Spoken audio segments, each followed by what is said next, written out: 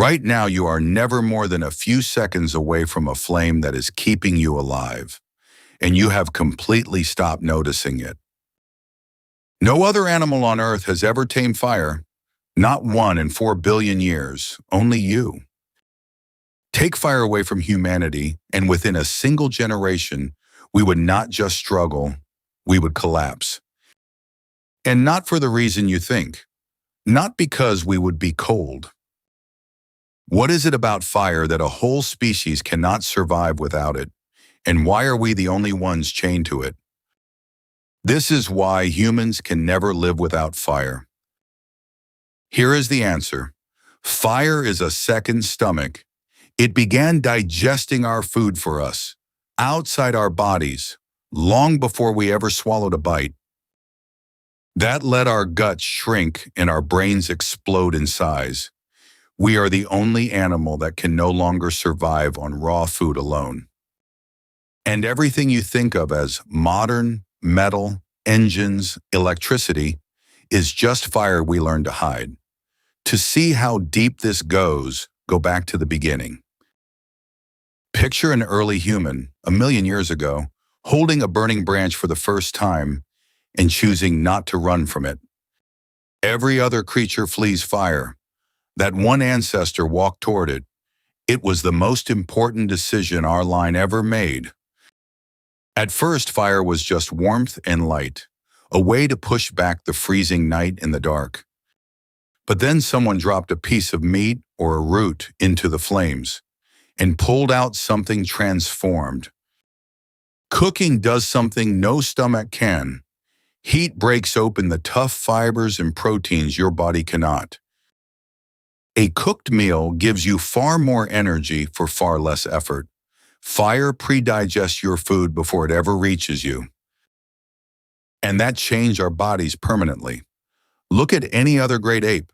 A gorilla has a huge belly and a small brain.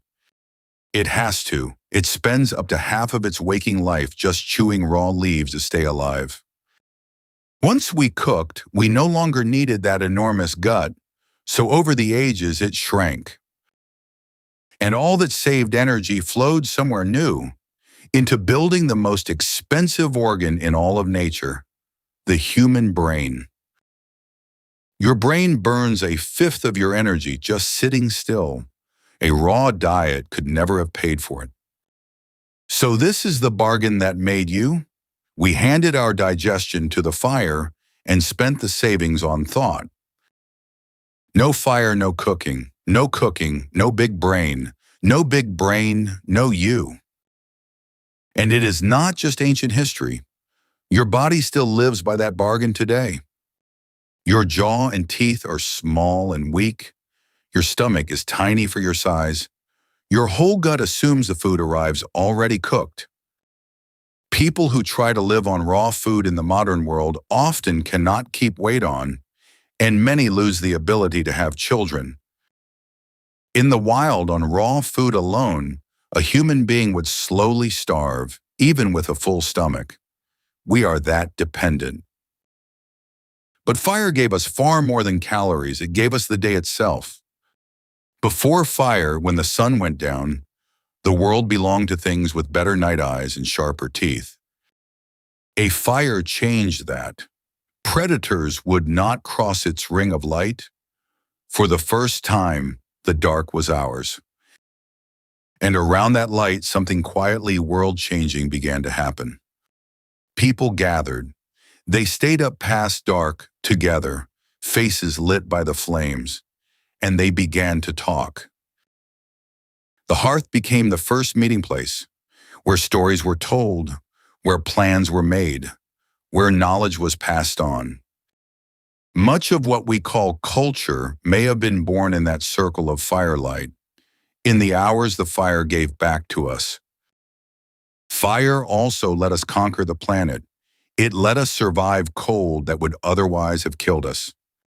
Carrying fire, humans walked out of a warm Africa and into ice-locked worlds no naked ape should have survived. Without a flame to come home to, half of the earth would have stayed forever closed to us. And then fire stopped being only for warmth and food. We began to use it to reshape the world itself. We fire-hardened wood. We baked clay into pottery. And then, the Great Leap, we used it to pull metal out of solid rock. You cannot smelt copper or bronze or iron without fire. Every blade and every machine of metal begins in a furnace. And that is the door to everything after. Metal means machines. Machines mean engines. And an engine is just fire, caged and put to work. Look around you right now and try to find a single thing untouched by fire. The power in your walls was almost certainly made by burning something in a distant plant. Your food was cooked. Your city was forged in heat. Even the machine that carried you today ran on thousands of tiny explosions, controlled fire every single second. We did not leave the campfire behind. We only hid it. Inside power plants, inside engines, inside the walls. Our entire civilization is one enormous fire burning quietly out of sight that we can never allow to go out. And that is the trap hidden inside our greatest gift. We are so completely built around fire that we can never truly go back. There is no version of us that unlearns the flame. The same fire that cooked our first meal now warms the whole planet a little more each year in ways we are only beginning to fear.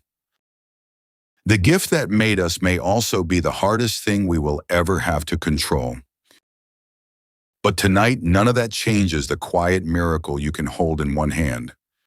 Strike a match and you hold the very same power that grew our brains, lit our nights, and built our world. Every other animal still lives in fear of that flame. You alone were shaped by it, fed by it, and made by it. So the next time you watch a fire, understand what you are really looking at. Not just heat and light. You are looking at the reason you can look at all. The oldest tool we ever found, and the one we can never put down. Thanks for watching. If this deep dive made you see the world a little differently, please subscribe to the Sidro Files. And a like or a share helps the channel grow more than you'd think. I'll see you in the next one.